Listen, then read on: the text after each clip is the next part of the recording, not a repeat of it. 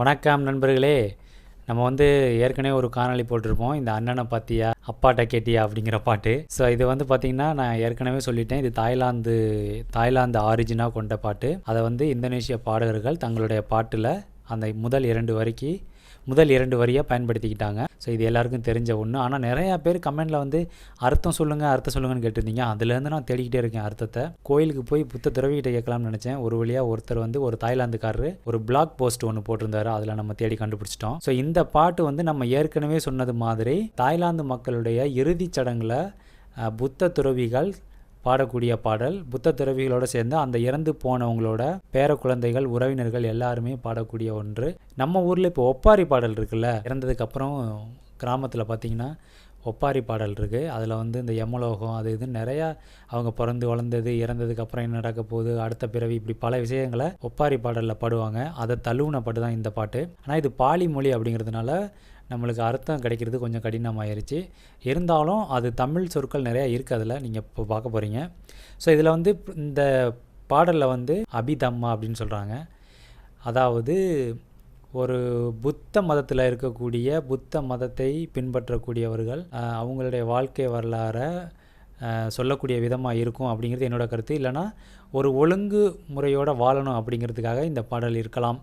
So நம்ம பாட்டுக்கு ஸ்ட்ரெயிட்டாக போயிடலாம். பொருளுக்கு Dhamma is a factor as basis. இங்கே தம்மா நிறையா இருக்கும். தம்மாலாம் ஒன்றும் இல்லை, பயப்படாதீங்க. நம்ம தமிழில் தர்மம்னு சொல்லுவோம்ல, நியாயம், தர்மம், நீதி, நேர்மை, அந்த தர்மம் தான் இங்கே தம்மான்னு சொல்கிறாங்க. கேட்டால் பாலி மொழிங்கிறாங்க. ஆக்சுவலாக அது தமிழ் வார்த்தை தான். தருமம் செய்து பழகு அப்படின்னு சொல்லுவாங்களா, அந்த தர்மம். So Dhamma is a factor as basis. Dhamma is a factor as a strong depend disposition. Dhamma that arises first is a factor. Thamma that arises late is a factor. Thamma that frequently functions to indulge in objects is a factor. கர்மா, அதாவது இதுவும் தமிழ் சொல்லு தான், கர்மம்னு சொல்லுவோம். கர்ம பலன், அதாவது விதை போட்டவன் விதை அறுப்பான் அப்படின்னு சொல்லுவாங்கள்ல, வினை விதைத்தவன் வினை அறுப்பான் அப்படிங்கிற மாதிரி. கர்ம பலன். கர்மா that is intention is a factor that conditions and arranges mind. ஓகேங்களா? அதாவது மனதை கட்டுப்படுத்துகிற விஷயத்தை சொல்லுதுன்னு நினைக்கிறேன். விபாகா, இதுவும் நம்ம தமிழுக்கு தொடர்புடையது தான், வடமொழின்னு சொல்லுவாங்க, எப்படி வேணால் சொல்லிக்கலாம். ஆனால் இது என்ன, நான் சொல்ல ஆராய்ச்சி பண்ணலை. Vipaka that is results of wholesome and unwholesome things are the factors. Food is a factor, நம்ம சாப்பிடக்கூடிய உணவு. இதில் தமிழில் ஐம்பூதங்கள்னு சொல்லுவோம்ல, ஐம்புலன்கள். பிரபஞ்சத்தில் ஐம்பூதங்கள், நம்ம மனித உடலில் ஐம்புலன்கள். ஸோ இந்த ஐம்புலன்களையும் இந்த பாட்டில் சொல்லியிருக்காங்க. இந்திரியா ஈஸ் அ ஃபேக்டர். அந்த இந்திரியங்கிறது ஐம்புலன்களை குறிக்கக்கூடிய சொல். ஜனா ஈஸ் அ ஃபேக்டர். மகா, இது மகிமையாக இருக்குமோ அப்படின்னு நினைக்கிறேன். மகா is a factor. Conjoint Dhamma is a factor. Disjoint Dhamma is a factor. Existing Dhamma is a factor. நான் existing Dhamma is a factor. Destined Dhamma is a factor.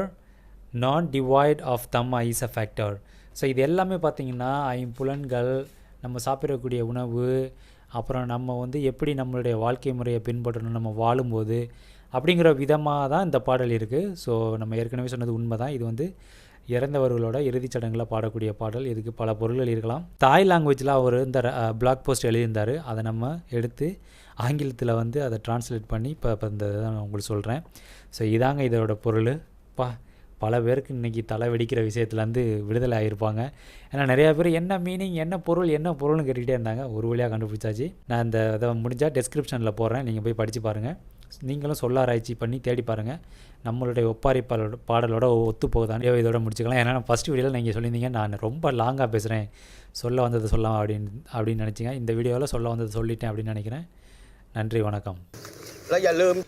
अनंत पाच्छये अपतिथे तेना अपत्तिया